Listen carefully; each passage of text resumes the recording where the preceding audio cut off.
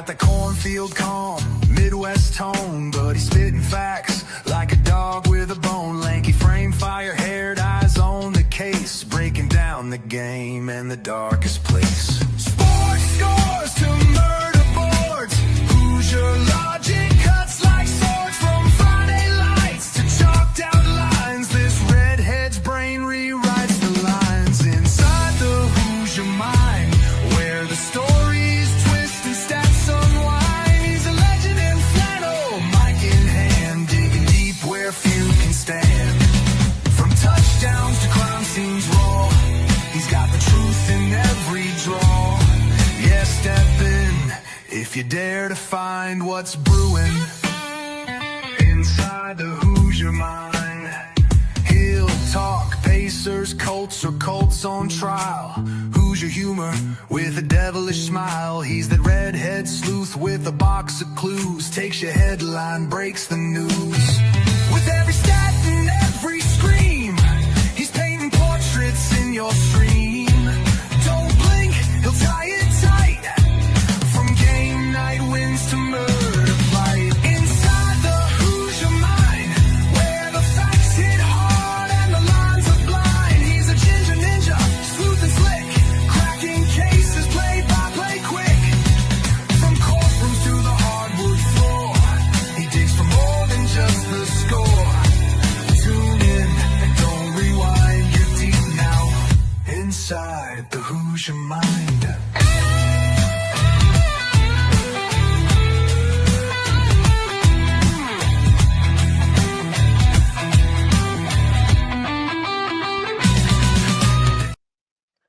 All right, what's up, y'all? Welcome into Inside the Hoosier Mind, brought to you by Military Broadcast Radio, helping give veterans a voice. Back from a crazy weekend of college football, and especially a crazy weekend of college football if you're like me and you're an LSU fan, or if you're just a college football fan in general and you kind of like the controlled chaos that is college football, because we have yet another Power 4 coach firing in Brian Kelly being released by the LSU Tigers, as well as the offensive coordinator, Joe Sloan, as well, which is much needed. It's crazy how all of that went down, but we'll get into that. We'll break all that down. We'll talk about it and whatnot. And it's something that's happened for quite a while. Of course, now with that, there's now even more coaching rumors of who would want to take the LSU job. Is there somebody that's maybe in line to fill another job that might be in contention, or somebody who got fired, and maybe we just have one big carousel of coaches, just, old faces in new places type of thing. You got to love college football just for that, because you never know what you're going to get out of it. You never know what to expect. And honestly, anything is possible. Absolutely anything is possible. And honestly, that was the big highlight for me this entire weekend, was Brian Kelly getting fired and all of the drama that went on behind that. So if you are an LSU fan, or if you just want to know, okay, why did Brian Kelly got fired? I don't really follow LSU, what in the world? There's a lot of culminating factors that go into it. The biggest thing as far as simplification goes is Brian Kelly did not fit the LSU culture and the culture of Louisiana, because both LSU and LSU and Louisiana as a whole are so deeply integrated with each other as far as the love and care that they have. You have to be willing to accept both. And if you don't, you'll be ostracized and you'll be miserable. And by the looks of it, Brian Kelly did his best to ostracize himself from the rest of LSU. He didn't truly accept the culture. He didn't truly accept the school and who they were. And as a result, that's what ultimately ended up getting him fired. And here's the other thing too with the whole Brian Kelly thing, because I'll be honest, when I first saw that he decided to leave Notre Dame and come to LSU, I was fairly happy. And I say that because he has had success as a head coach. He did take Notre Dame to a national title, albeit they lost in said national title. He still got them there. And so, okay, we'll see how this ultimately ends up going moving forward and whatnot. Well, he comes to LSU, and in his first year, he manages to take LSU They win the SEC West, which was really a shocking outlier more than anything. Nobody really expected for that to happen, but he ends up winning the SEC West, and he ends up, facing in the SEC championship the soon to be national champion Georgia Bulldogs, and they get routed pretty easily, but he finishes 10-3. And keep in mind too, for anybody who doesn't really follow college football, maybe you're more of an NFL type of person, and that's okay. To give you an idea of the talent that Brian Kelly had as a head coach, and he didn't even make the playoffs with these now NFL players. Jaden Daniels was his quarterback. Malik Neighbors was one of his wide receivers. Brian Thomas Jr. was one of his wide receivers. You also had Mason Taylor, now tight end for the Jets. A little bit underrated, didn't get as much hype or as much, I would say national recognition as, Tyler Warren and whatnot, but he wasn't used as much of a gadget player and didn't really show as much versatility as a gadget player as Tyler Warren did. So to each their own as far as credit goes. That was just his offense, as well as, he had star left tackle Will Campbell as well the entire time he has been at LSU. So that's what Brian Kelly gets coming into the job and leading the Tigers to start with. He leads them into the SEC championship, and they ultimately lose 50-30.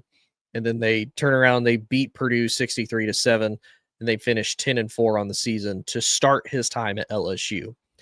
Now, if you're an LSU fan, and if you're like me, who with LSU, there is a level of realism. And I would say that for really any team throughout college football, and you could even make the argument a lot of professional teams too, and you can make this argument for really any sport. You have the teams that are the dynasties that are always kind of the heavyweight favorites. Their expectations are all but championship or bust, or at least make an appearance type of thing.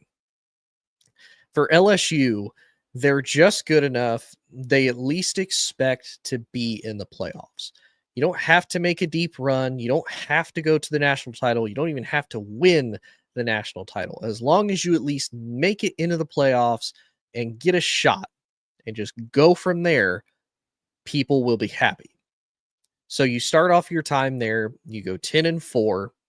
You do lose a pretty close game to Florida State. And again, kind of keeping with the quote unquote curse of LSU there for a little bit after winning the national title, they lost 5 straight season opening games until this season.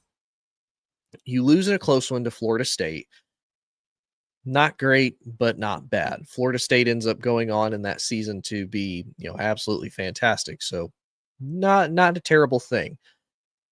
You end up, you get a big win over Ole Miss.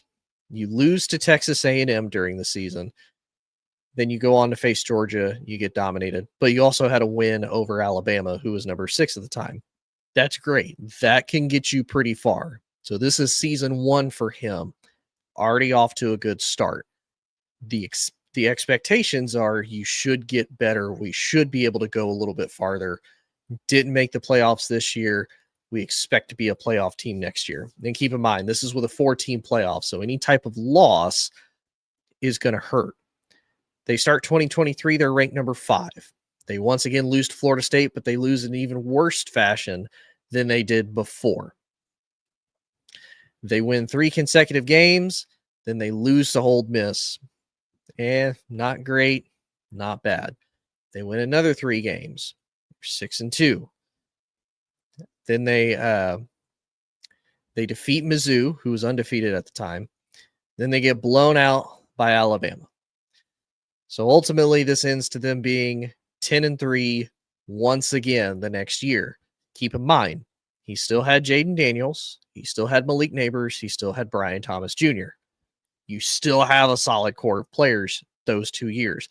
Now, the unfortunate part is, okay, now Jaden is leaving for the NFL, as well as Malik Neighbors, as well as Brian Thomas Jr. So now what do you look like 2 seasons in? You had great star players.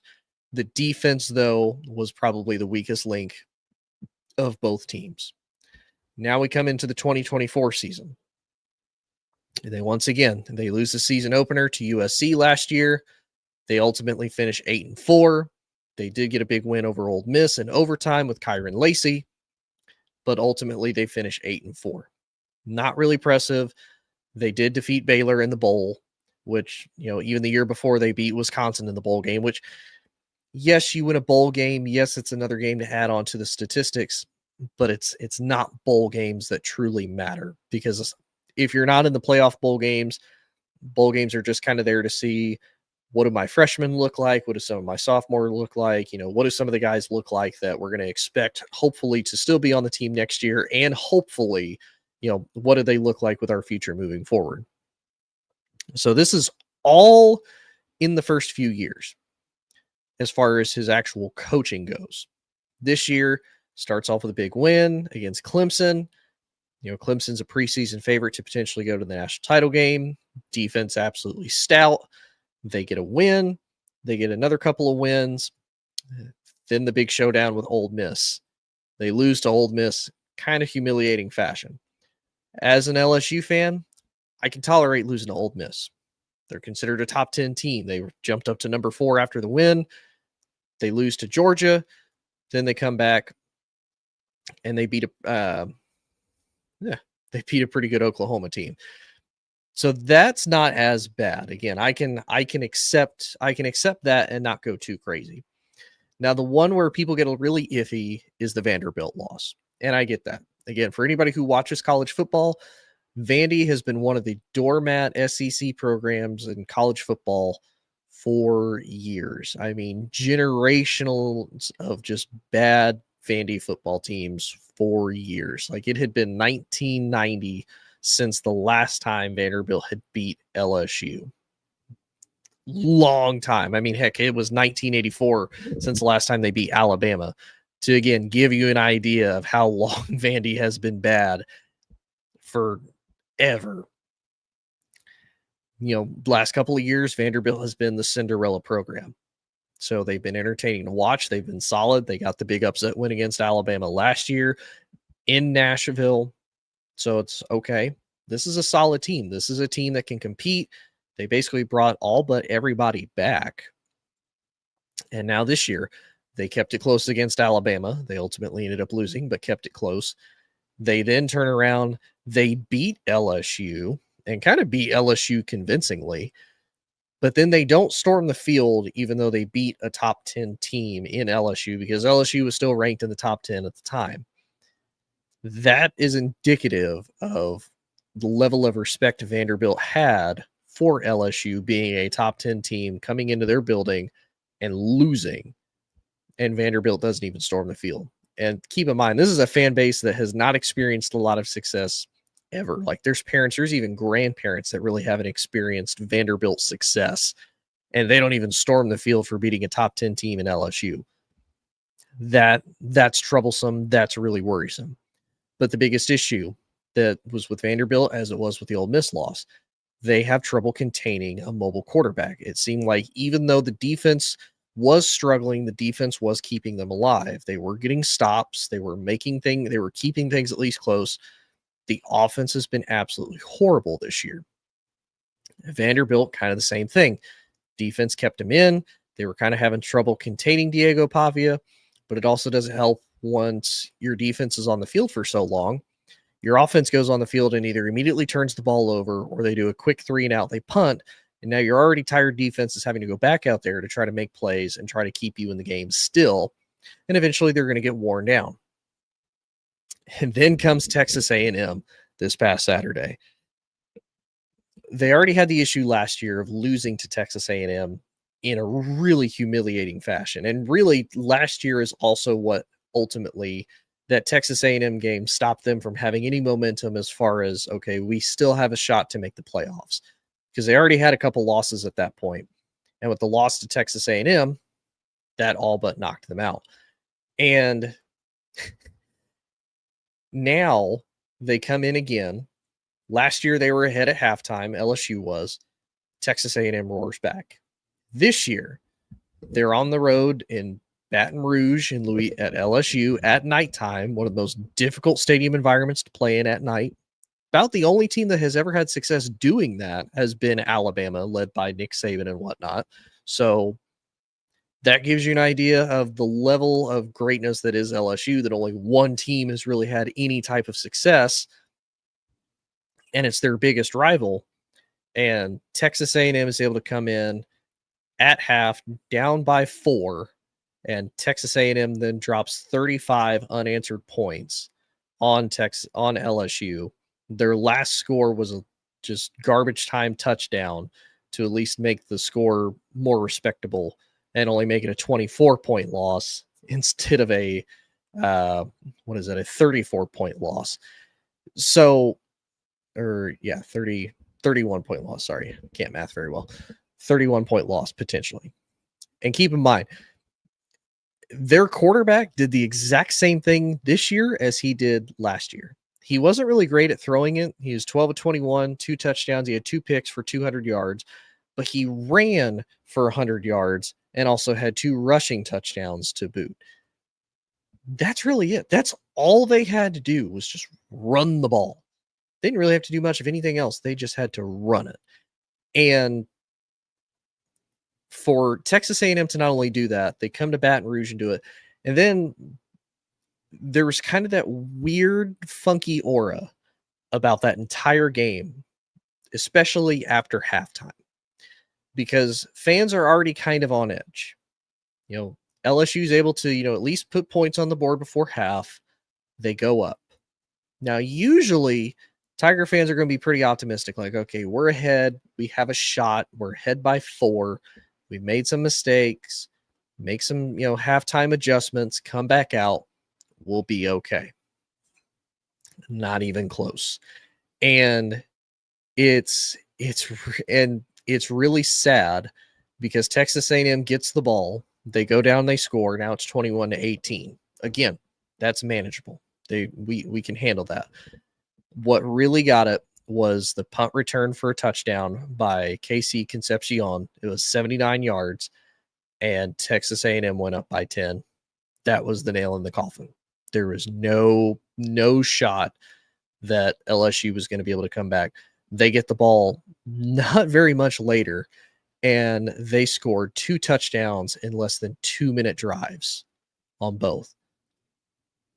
Like it didn't take Texas A&M hardly any time. Their longest drive, Texas A&M's, was just under 5 minutes. Like you have to think about that. Like most drives can take a while. It takes a minute to really, get through there. And obviously there's, timeouts, there's TV timeouts, there's commercial breaks, et cetera, et cetera. There's injury timeouts. So some drives don't take necessarily as long. But if you're scoring in basically what is a 2-minute drive twice, at least, that's a problem. That is a huge problem.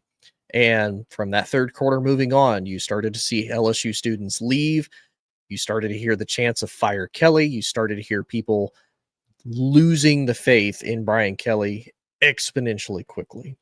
And to be fair, it is 100% warranted. And I know I kind of jumped into his records to start.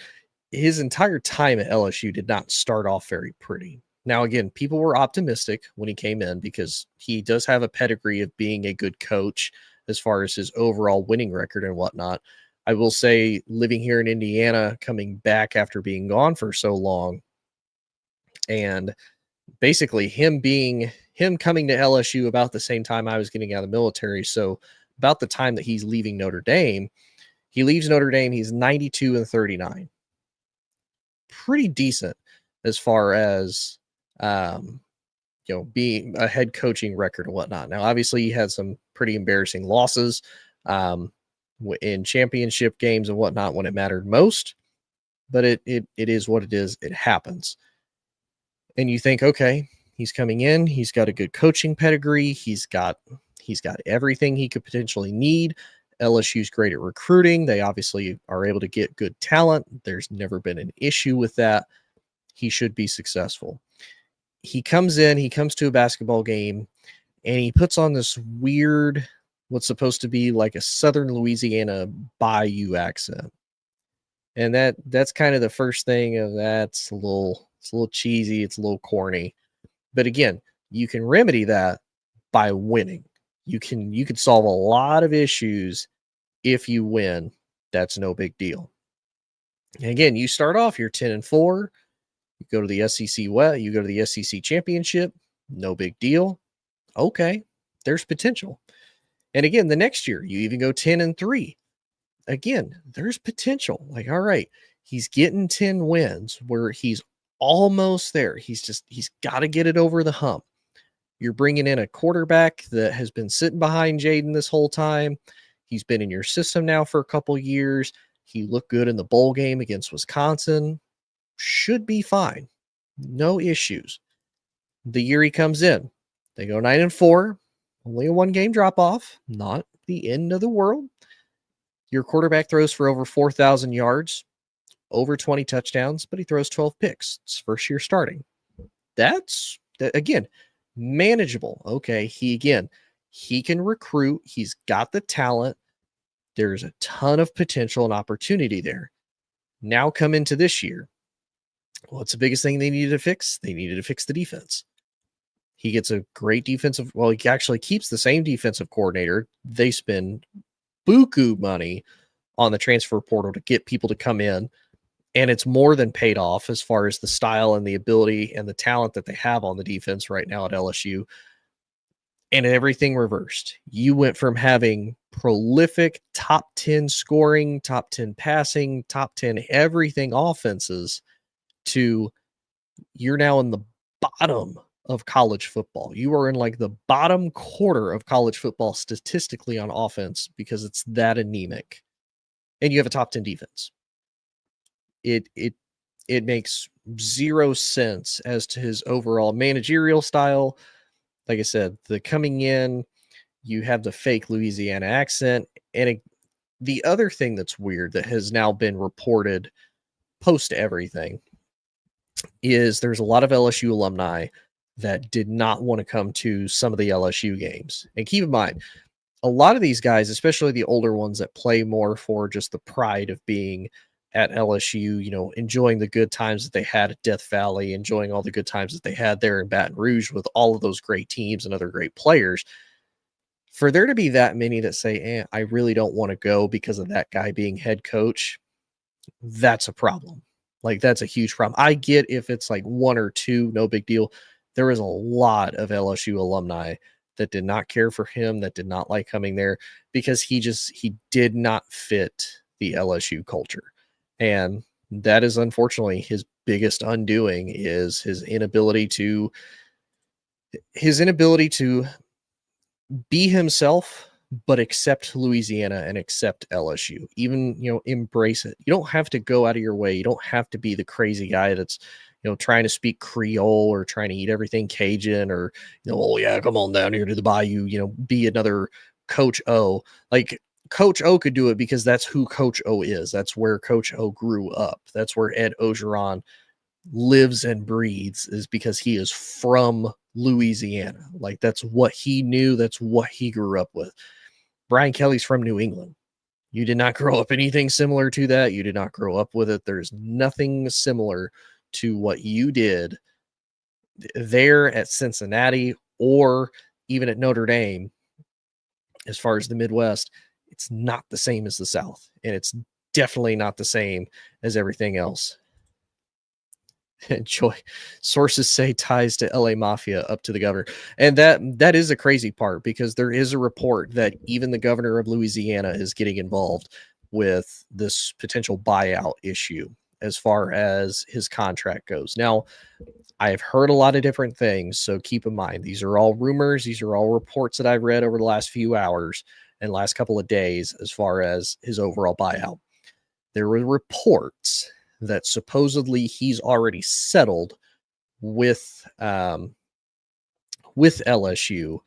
because of a morals contract.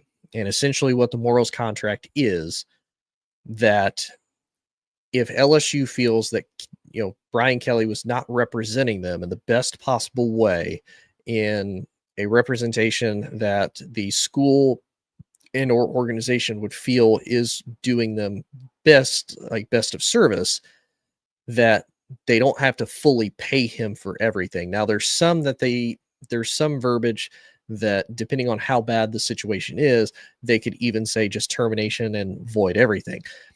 For Brian Kelly, it's not as bad as, oh, he's, just an awful human being, just void all of it. They can't do that. He didn't do anything truly that bad to the organization, but he didn't exactly make them look the greatest. And yeah, Joy, I think, again, the reports I've read, he supposedly settled anywhere between 20 and 30 million.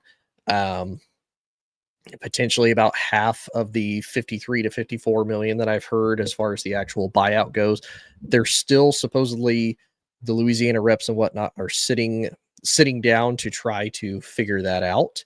And like I said, even the Louisiana governor is coming in to step in, because the governor has had the big issue with, they already announced that they were going to start raising ticket prices, concession prices, everything like that for LSU games to start with. And I think the governor took a little bit of kind of offense to that, but that also gives you an idea, and Joy knows better than I do, of how deeply integrated LSU is in truly the state of Louisiana. And you have to think of it, even though Louisiana has a professional basketball team and a professional football team in the Saints and the Pelicans, LSU is still their bread and butter. That's still the pride of Louisiana, is LSU and the Tigers. So it's crazy how quickly things have escalated with this, and how quickly this has gone, and how far it has gone. And yeah, Louisiana is deep in shady. Absolutely. Because here's the other thing that's weird with this too. And again, this I think is what makes this so uncomfortable for a lot of people just watching from the outside, probably even more so internally, is that everything is so deeply connected, and Brian Kelly did not really get along with anybody. But it is primarily the payout, because LSU sitting here, they owe him $54 million. They're trying to do a settlement. Whether or not he'll take that is another question. The other thing that makes it a pain is if actually it doesn't make it a pain, it does make it potentially better as far as the overall sting of having to pay him, is if he does get another coaching job, right? So let's say one of these openings in college football decides they want to take a chance on Brian Kelly and hire him as their head coach. Whatever they pay, LSU only has to pay the difference. So, they owe him 53 to 54 million. And, let's say somebody hires him for, 26 to $30 million. Then they only owe him 24 to 28 million. Still a good chunk of change, not as bad as 54 million though, and potentially more. The other thing that led to this that makes this weird is supposedly, Scott Woodward, who is the athletic director, who I'm going to get into him in a second, is the attention was brought up of Brian Kelly needed to make a change. They wanted him to fire Joe Sloan, the offensive coordinator. He said no. And that to me is kind of the first weird thing. Your boss comes to you, says, look, your offense is struggling. You've had 8 games to figure it out. And now we're sitting here at 5-3. The last game was an absolute embarrassment, especially considering it was at Death Valley, and you let them score 49 points and you could only respond with 25. If it's a close, shootout game, no big deal. I don't think they're having as bad of talks or discussions. You got blown out. It was essentially 49 to 18 until the garbage time touchdown. You got blown out. There's no denying that. There's no getting around that. He supposedly didn't want to fire him. He also said that he wanted to fire. Brian Kelly said he wanted to fire the O-line coach. And the athletic director said, I don't want you to fire your O-line coach. Your O-line coach doesn't, the O-line needs work, but they're young. There's potential there. There's a lot of prospects. Why are you going to fire your O-line coach when your offensive coordinator is the one calling the plays and is the one that's having the issues? And supposedly Brian Kelly then escalated it to a furious rage, supposedly. And that's ultimately what led to his overall dismissal, was that conversation. Now, I have heard other things that supposedly the situation was similar to the Jamal Adams thing with the New York Jets before he found out that he was traded. Supposedly Brian Kelly tried to come in Sunday to, go into the office, sit down, try to figure things out, try to start, working on plans to try to fix and turn the season around, and supposedly was not able to get in, ended up having to have someone let him in, and it moved on from there. I don't know how true that is because, again, Jamal Adams is also from LSU from years prior. So I don't know if someone's just trying to play a coy copy on that story or not. Um, the other thing, the other two things actually that involve Scott Woodward, who's the athletic director for LSU, there's two problems with him that I really have. One, the Louisiana governor, Jeff Landry, came out and had to intervene in the process without Woodward being involved, according to a report by WFAB, who is a local TV station down there in Baton Rouge, because LSU reps are working to reduce the $54 million buyout, reportedly trying to cut that total in half to about $27 million. So when your governor is in there with your college reps, as far as we need to figure out about not paying them, but your athletic director is not, that's an issue. But the other thing that's an issue to me that I feel truly needs to happen is Scott Woodward also needs to be released from the team. And I say that because, keep in mind, again, for anybody who's not a college football fan, for anybody who doesn't follow it, Scott Woodward was the athletic director for Texas A&M when they gave Jimbo Fisher that massive contract. Texas A&M cut him, and then they had to pay $77 million to Jimbo Fisher. Now he has to pay Brian Kelly almost 53 to $54 million.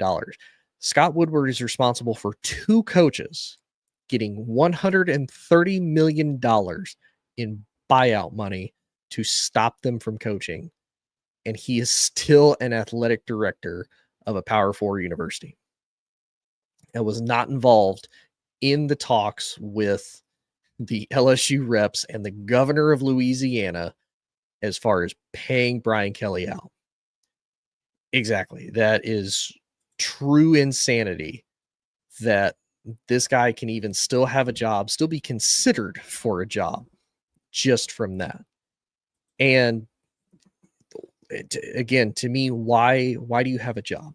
Like, if you look at Texas A&M's overall success that they had, 8-4, 8-5, 8-4, 8-5. They even at one point supposedly had Texas A&M. Their nickname was Texas 8-4. Like, every time comes to LSU. Now, again, for me, behind the scenes, obviously I don't see everything behind the scenes, but I'm looking at it as a fan. Like, wait a minute, you don't exactly have a great track record to start with as far as being an athletic director, or at least what you did with Texas A&M. And for anybody who, they hear that, like, oh, well, Texas A&M solid this year. Texas A&M is solid this year. I'm not going to deny that by any stretch of the imagination. my issue, though, is Texas A&M has a ton of money. They have a ton of boosters, right? And they're able to mitigate that fairly well. Now, respect to LSU. LSU also has boosters and they have money because obviously they are very deeply connected within the community and whatnot. But it's just nuts that he gets to do that. Texas A&M fires him, lets him go, and I didn't know this about Scott Woodward till I just looked it up. He's not only the AD of LSU, apparently he was born in Baton Rouge, and his alma mater is LSU, which is insane. I get why they'd want to bring him back, but again, your body of work was not exactly great to start with.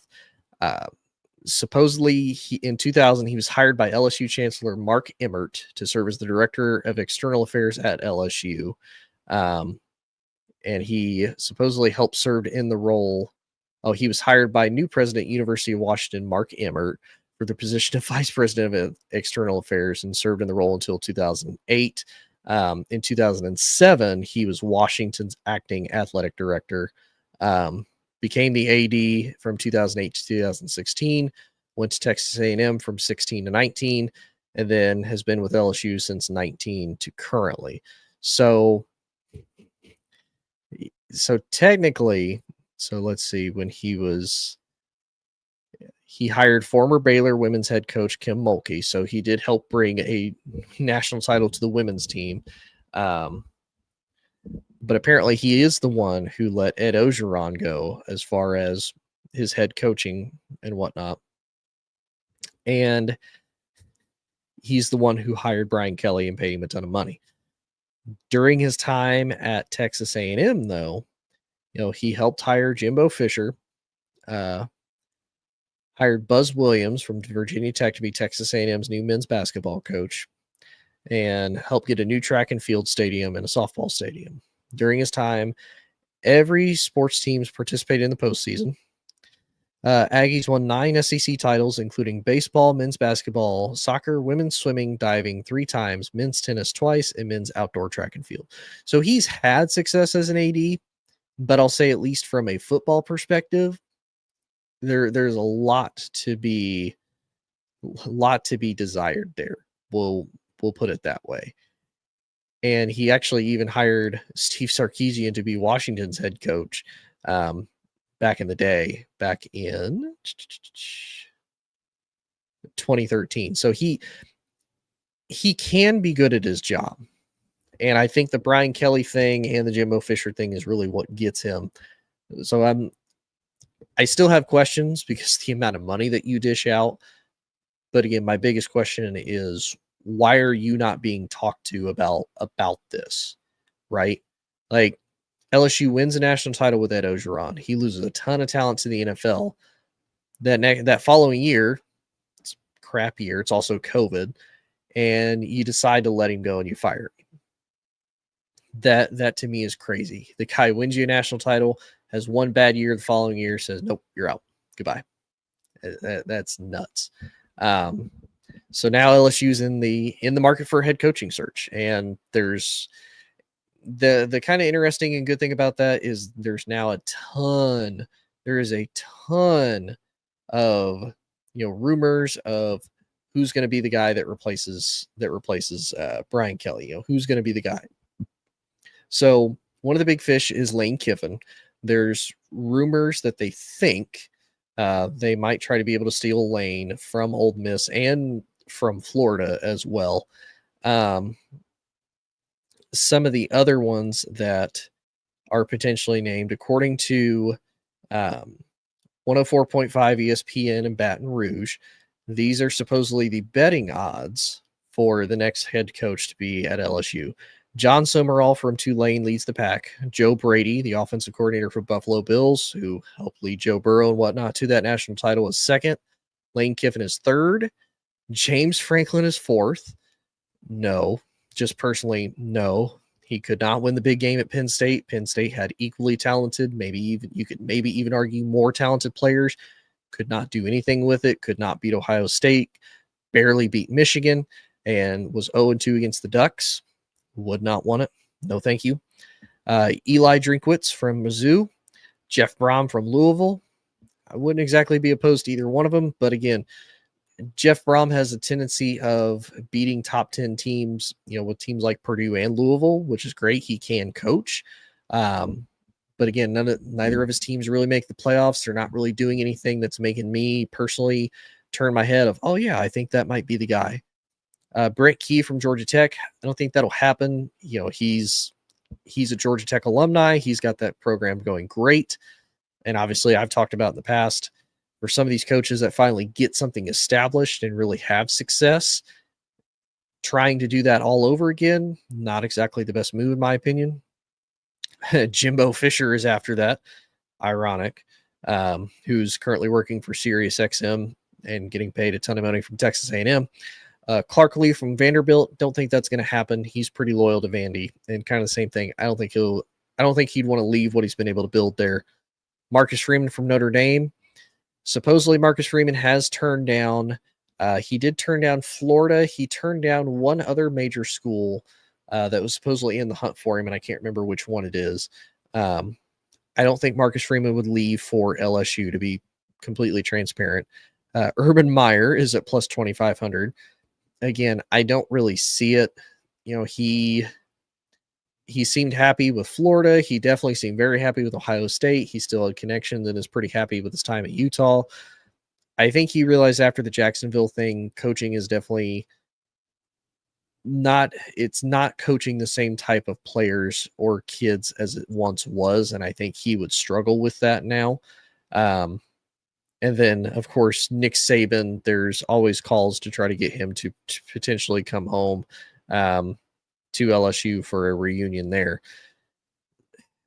So some of the hires I wouldn't necessarily be upset about. I think I would probably like Joe Brady more just to see what he's got, especially with what he's been able to do with Josh Allen, what he did do with Burrow and that offense as a whole.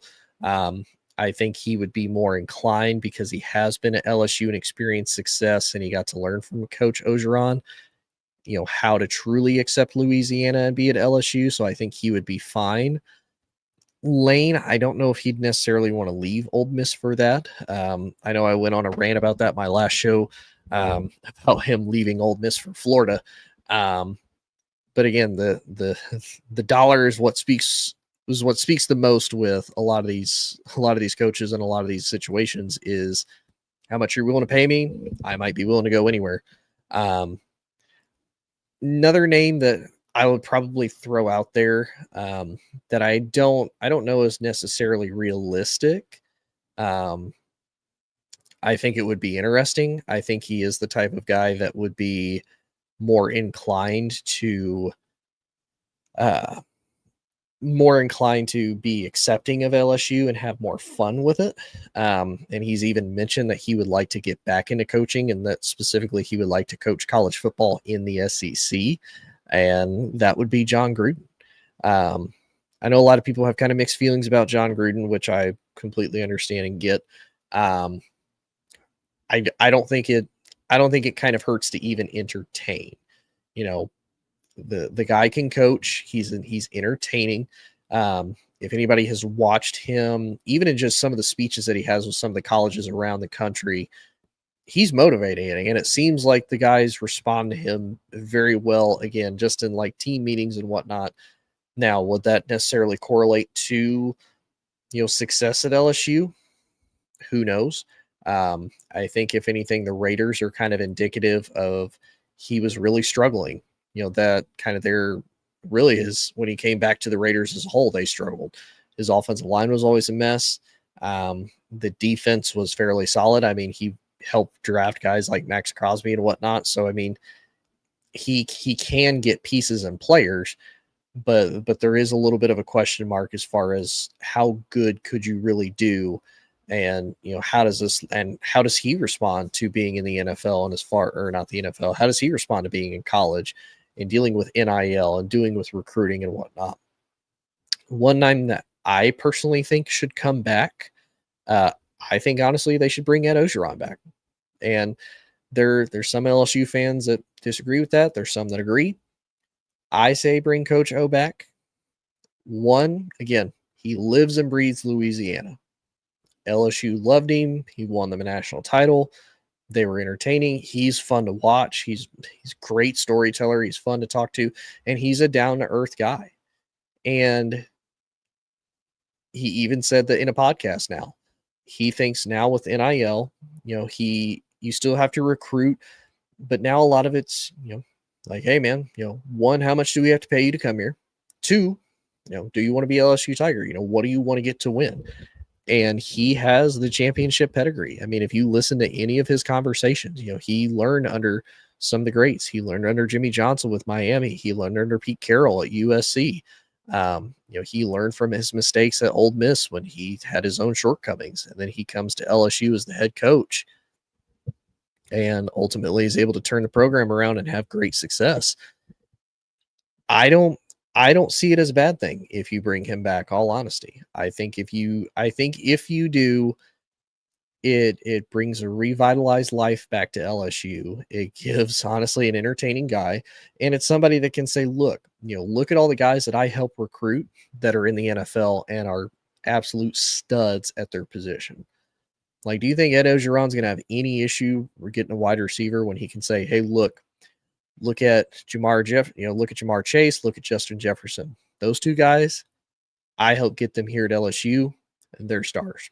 And their quarterback, oh yeah, number 9 in Cincinnati, Joe Burrow, won a national title with him when he was just a backup basically for Ohio State for a long time.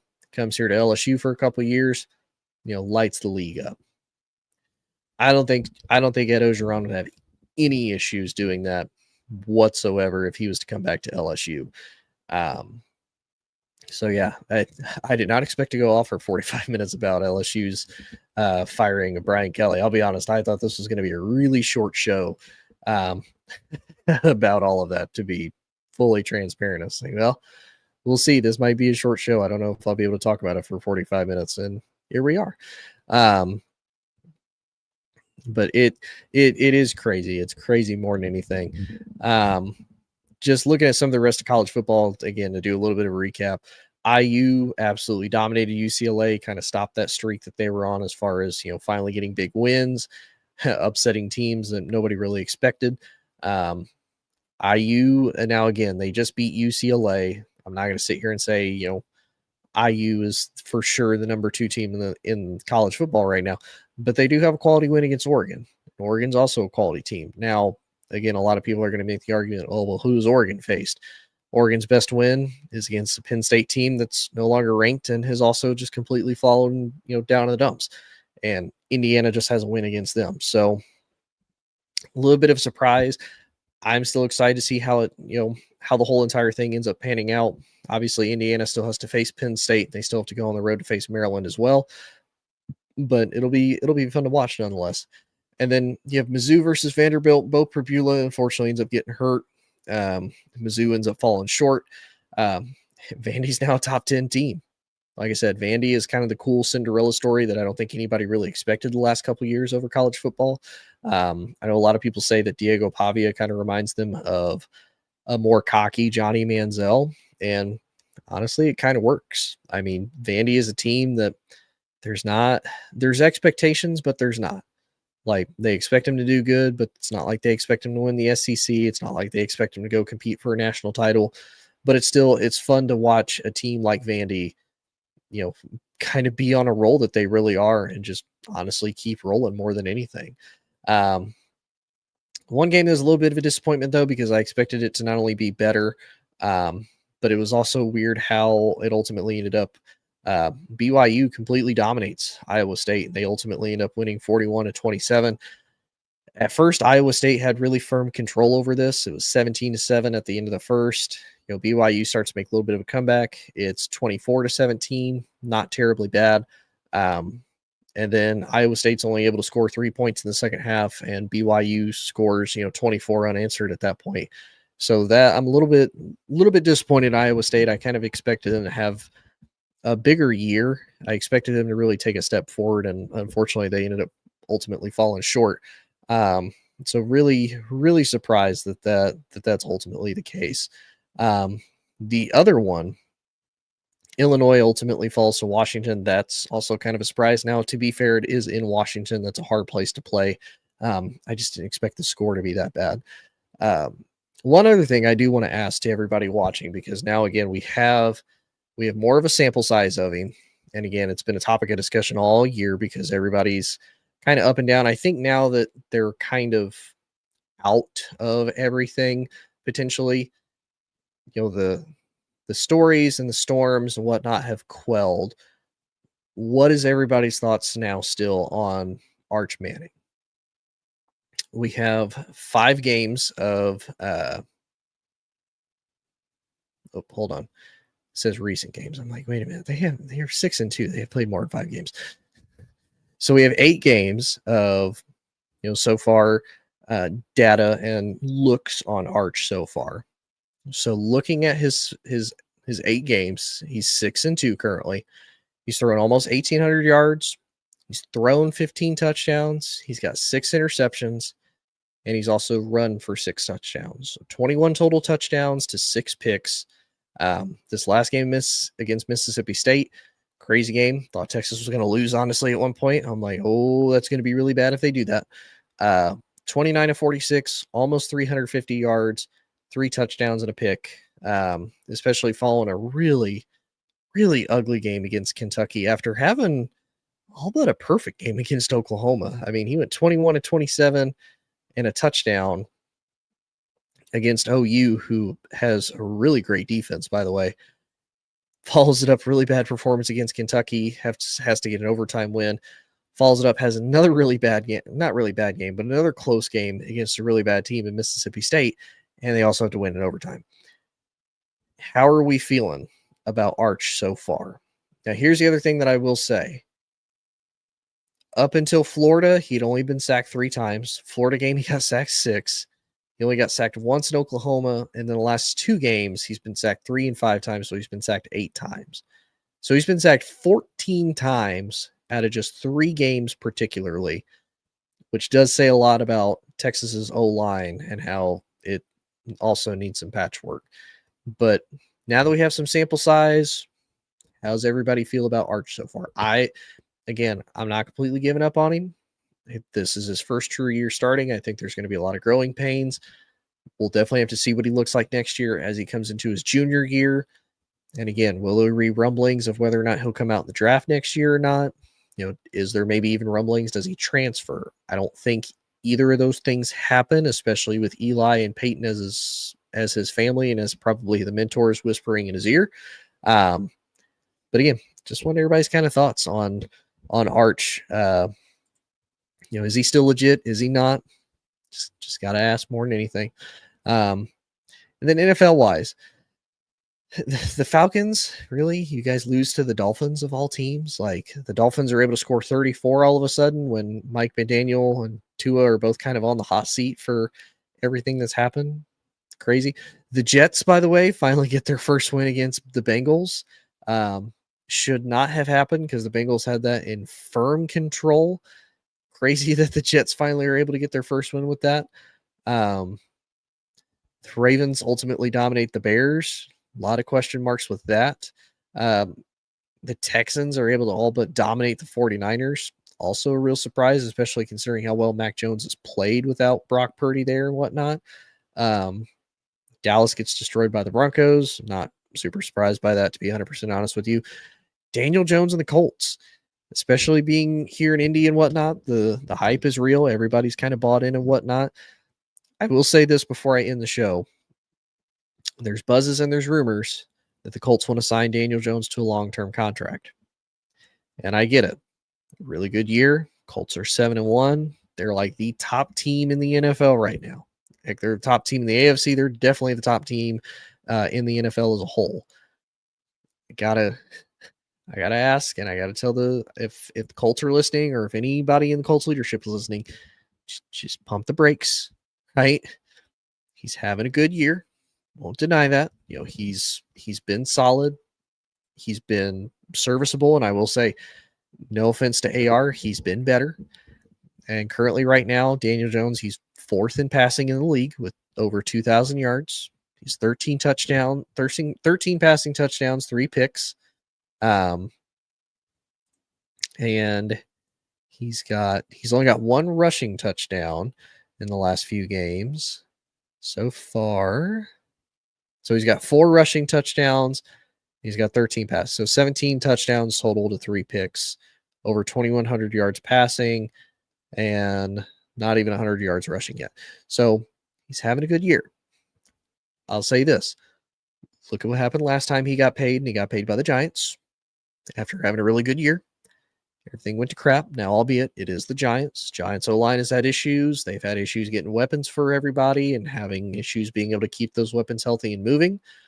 Do you really want to potentially sink that type of money into a guy that he's only 28, he's young, but he has had proof of inconsistency and potentially not being a franchise guy? He's in a better situation. He's got players and pieces around him and a good coaching staff. Is that something you're willing to risk as far as paying him a ton of money to see if Daniel Jones is your guy or not for the foreseeable future. I'd say if you do, short contract, like 2-3 years. Don't do anything more. Don't put yourself in a financial cap hole. Don't do that. Just see what you got. Don't do anything crazy. Hey, we're gonna give you a couple years, see how you do. If you sustain success, then we'll look at longer and maybe even more money up front because we didn't give you a long-term contract right to boot. I'd be okay with that. But that's just me if I was running things, me personally.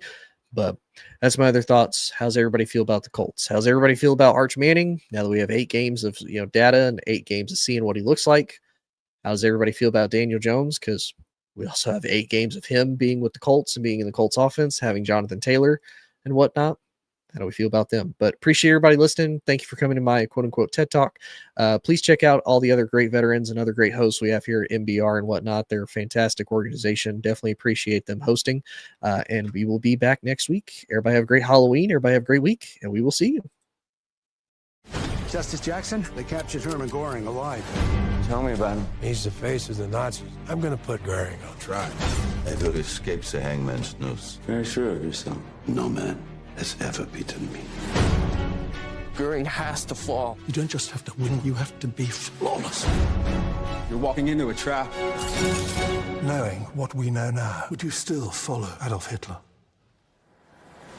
Nuremberg, rated PG-13, opens November 7th, only in theaters. Ladies and gentlemen, thank you for tuning in to Military Broadcast Radio. As we